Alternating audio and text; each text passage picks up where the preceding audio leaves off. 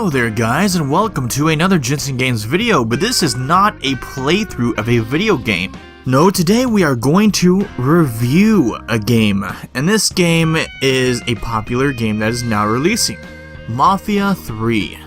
Now, if you have played any of the other Mafia games, you know that they are story-driven, often weaving a tale of some sort of revenge or something similar. In this one, you are a biracial orphan named Clay. Because of the setting, which takes place in 1968, after the Vietnam War, complete with war sequences, which I might add, does that sound familiar at all? The character faces a lot of backlash and racism due to the time period. Now, I'm not going to get into the full story of what's going on because, well, I believe you have to experience that yourself as the player firsthand. I'm not going to spoil it for you. All I will say is that the story is handled well, and the Mafia games have always had a strong grip on the story. The story is very mature on all fronts in the subject matter. It has a strong narration that can easily pull you in. Definitely a game that can add an emotional level to the layers. It's a time where there's a lot of racial things going on. You will hear your fair share of racial strong language and sexual stuff, and all kinds of adult themes that you can shake a stick at.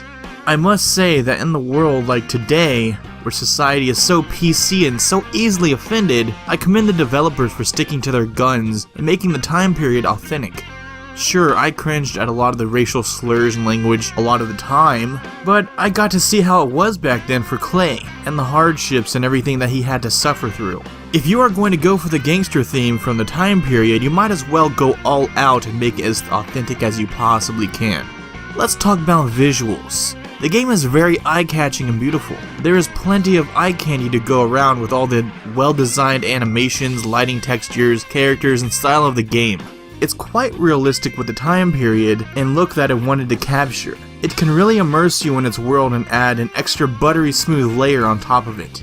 The cutscenes help craft an amazing and yet depressing tale. It truly makes it quite the cinematic experience, and sometimes you just forget that you're even playing a video game. From the storytelling and all the cutscenes all the way to the script, you are getting an amazingly weaved tale that is told better than a lot of gangster movies out there. The one complaint that I seem to have critical of Mafia 2 was the city. The city fell flat and it didn't really work well. It kind of fizzled out in Mafia 2 and it just felt dead and there was no breathing of life into it. It's quite fixed in Mafia 3. The city comes to life, all sorts of areas within it. One of the most important things to get right in any open world video game is the aesthetics and atmosphere. You either nail it or you miss it. The game nails it down pretty well, but it's not perfect by any means. But it does a pretty good job. There is, however, a certain aspect of the city that I don't like, and I will get into that in a bit. The sound aspect of the game is a big part of the atmosphere. The voice acting is top notch alongside a great soundtrack for the game. I can't fault the masterfully crafted graphics and presentation. And the audio performance is absolutely stunning. Every sound sounds amazing and everything looks great. Everything sounds and looks believable like it was ripped straight out of the time period. It really helps the feel of the game. It's probably the strongest selling point of the game besides the actually crafted story. Just because the game has a lot going for it doesn't mean it's perfect, because it definitely isn't. I didn't really care for the aiming or the combat, it was just kind of forgettable. I mean, yeah, it was standard in its regard, but it didn't really do anything special, and it did have some pretty cool ways to kill people, but other than that, it just kind of falls flat for me. There was definitely nothing wrong with it, it was just kinda pretty basic. They didn't really put a lot of time into it, it felt like. Not bad, but they could have done a lot better. It had a lot more potential. The biggest issue I have with the game is the repetition. The main missions all feel like the same mission, and it gets old pretty fast. Go here, hide behind some sort of cover, kill everyone, rinse and repeat. If you focus more on the world and the atmosphere and everything it has to offer, it's still a fun experience to be had. I just wish it had more variety in its missions. Sure, you can use alternate methods like intel and stealth to help you in missions, but it's gonna come down to the same exact things. Pretty much you putting bullets in someone's body. Driving works very well, which an open world game has to have, absolutely. You'll have absolutely no problem in car chases, and you won't struggle to move throughout the city in your vehicle. The controls and everything work just as you think they would, and they don't fight you at all. Another thing I must say though is the game is not really that memorable. I had the same problem with the past Mafia games. The missions weren't really that varied enough. The game and missions do not treat the game as an open world experience. It's kind of a clash of what they wanted to do. You have the open world setting, but the missions are more closed off with a clear, concise objective. Don't get me wrong, the game works best with a structure in mind, but once the game opens up later on, it kinda loses its touch. It becomes less of a memorable experience cause it's just too busy trying to do way too much at once. You'll remember the cutscenes and the story that tied it all together, but you won't remember a majority of what you were doing in the game. The concept of what the developer wanted to do was very ambitious.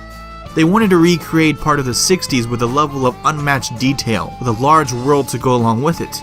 It did accomplish that, but it also gets lost in a way. I believe the game would have been much better if it kept a tighter leash on the city. The roaming free sort of thing just kinda gets lost midway through. The story needed to shine a lot more, but in the end it got swallowed up by the ambition and everything it tried to offer. It takes a whole lot for a developer to make a game that is open world with a grand story, with everything opening up slowly, trying to keep the game focused within its story-driven structure. But the more you get into the story and keep pushing deeper into things, the more it gets lost in translation, and you start to feel torn on what to do. The game is just way too busy trying to do way too many things on its grand scale, and it leaves you stuck on what to focus on. The city screams freedom and it wants you to try to explore it and enjoy its atmosphere and everything it has to offer. But then you have the story and it wants you to enjoy it and keep pushing it forward. So what do? Do you enjoy exploring and enjoying the freedoms of the city? Or do you keep trying to uncover more of the story? The game has its moments, and yes, it can be certainly a whole lot of fun. There are not any holes to poke through with the gameplay per se, but it still feels quite conflicted at times. Also keep in mind that there is no multiplayer aspect and not much replay value to go around. Once you're done with the story, you're pretty much done. There is planned a DLC for the game, which I think they're going to expand 3 times with new content, which will probably just be more story-driven stuff. The story you have already is pretty long. I would say it would take you about 15 to 20 hours to complete. And really, that is a whole lot of content just to start with. So you're not going to get bored anytime soon. The game is more dependent on you and what you like to do as a gamer. There isn't really much to do after the story is over besides wreaking havoc on the city, but for me that just gets kind of old really fast. Once you've ran around the city ripping up everything and causing chaos in the streets for so long, after a certain point you're just done and it gets boring. That is just me though, that's my playing style. Now you can really say that about any game, and you are getting many hours out of the story, and it's quite a great one. It just gets a little lost within the translation of what the game tries to do. Overall, the game is not a bad game. It could use a little more structure in what it wants to do and a lot of varied missions within it, but it's still a fun time. I give the game an 8 out of 10 for what it does. It tries to do a lot of things and keep itself busy, which isn't necessarily a bad thing, but you can't have too many stars all in one show. Something is bound to get lost or shoved in the background. With things like GameFly and Redbox, there's absolutely no reason why you can't try the game before you buy it.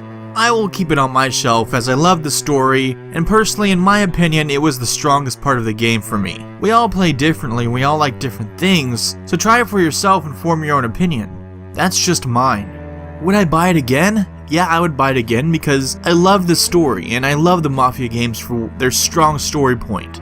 But it depends on what you want out of a video game. If you want a really good story, I say go ahead and pick it up. But if you're not too sure, go ahead and rent it somehow.